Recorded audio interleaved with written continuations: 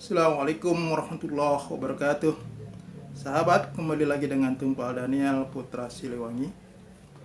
Eh, saya ingin bincangkan masih sekali lagi persoalan Omnibus Law.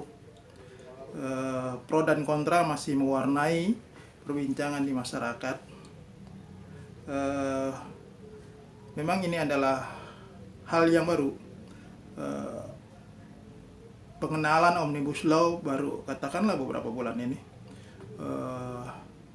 Tapi dengan pengesahan Undang-Undang Cipta Kerja ini telah melahirkan banyak gejolak di masyarakat, banyak persoalan yang dihadapi oleh pemerintah saat ini terhadap penolakan undang-undang yang baru tersebut. Penolakannya tentu saja berangkat daripada undang-undang yang belum begitu dikenal, yang belum begitu disosialisasikan secara baik di tengah-tengah masyarakat. Masyarakat masih bertanya-tanya apa itu Omnibus Law dan lain sebagainya. Meskipun demikian, barangkali kalau kita sedikit membaca literatur dalam ilmu hukum, memang Omnibus Law itu ada dan menjadi satu konsep yang digunakan di berbagai negara dengan maksud adalah untuk melakukan terobosan di dalam peraturan-peraturan yang ada. Ketika peraturan-peraturan yang ada itu begitu menyulitkan, begitu merepotkan, seperti halnya dengan Indonesia ini, begitu banyak lahirnya undang-undang, peraturan-peraturan, puluhan bahkan ratusan, dan kemudian pada tataran implementasinya itu bermasalah karena satu dengan yang lainnya undang-undang itu saling berhimpitan, saling tumpang tindih dan terkadang bertabrakan sehingga pemangku kuasa itu sulit mengimplementasikannya. Ini problem yang dihadapi oleh pemerintahan baik di pusat maupun di daerah, dan itu kita dengar sudah sangat lama para pakar membincangkan persoalan itu, dan cara mengatasinya tentu saja ada hal yang sudah diberikan jalan oleh pemerintah, yaitu dengan judicial review. Tetapi kita bisa bayangkan dengan puluhan bahkan ratusan undang-undang, berapa banyak tenaga, energi, dan waktu yang tersita hanya untuk melakukan judicial review. Nah, Omnibus Law ini adalah satu metode pamungkas, jalan cepat untuk bisa mengatasi problem kesemrawutan hukum yang ada.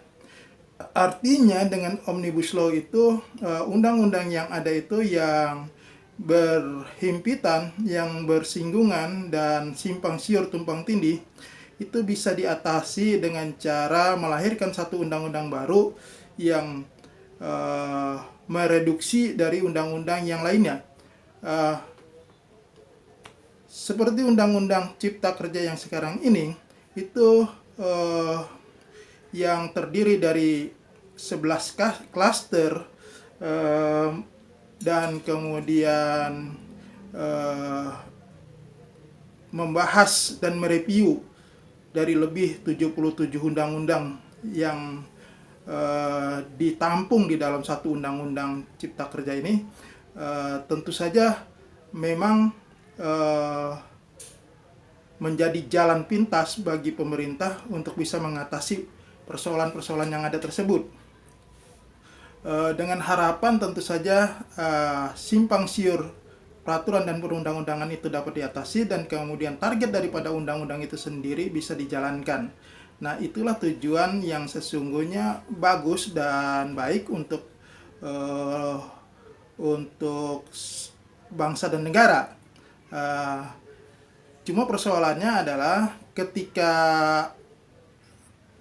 peristilahan baru ini belum begitu akrab di telinga masyarakat, dan kemudian serta-merta kemudian masyarakat terkaget-kaget karena begitu cepat pengesahan undang-undang yang katakanlah mereview daripada 77 undang-undang, maka di lapangan kita lihat adalah penolakan di sana sini.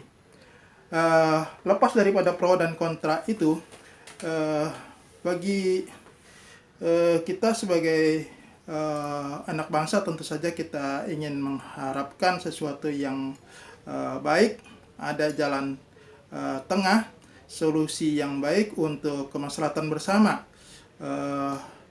Dan untuk itu tentu saja apa yang sudah disahkan tentu saja masih memungkinkan untuk pemerintah mengambil langkah-langkah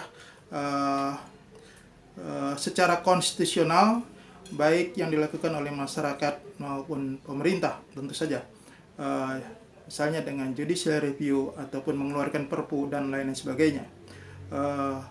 Tapi kita ingin ke depan bahwasannya undang-undang Omnibus Law itu sesungguhnya sangat diperlukan pada saat ini, karena dia adalah satu metode atau satu konsep hukum yang bisa menerapkan peraturan dalam satu undang-undang untuk diberlakukan pada banyak bidang, pada banyak hal yang tentu saja itu menyederhanakan persoalan.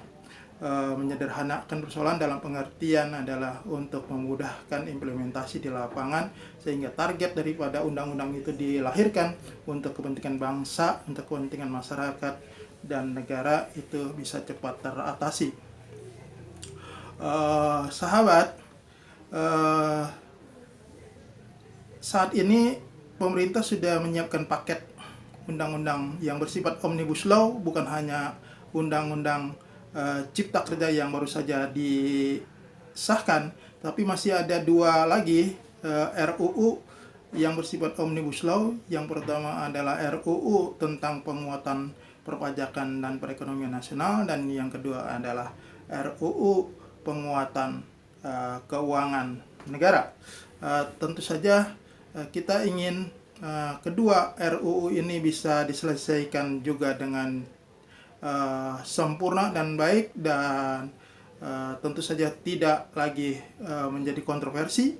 Maka mestilah pemerintah sebagai pembuat undang-undang itu berkaca daripada kasus daripada Undang-Undang Cipta Kerja kali ini.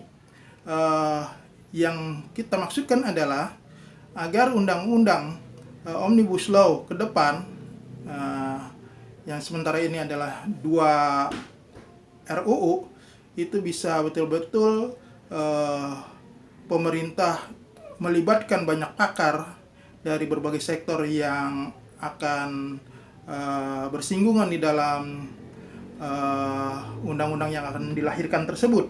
Dan yang kedua adalah pembahasannya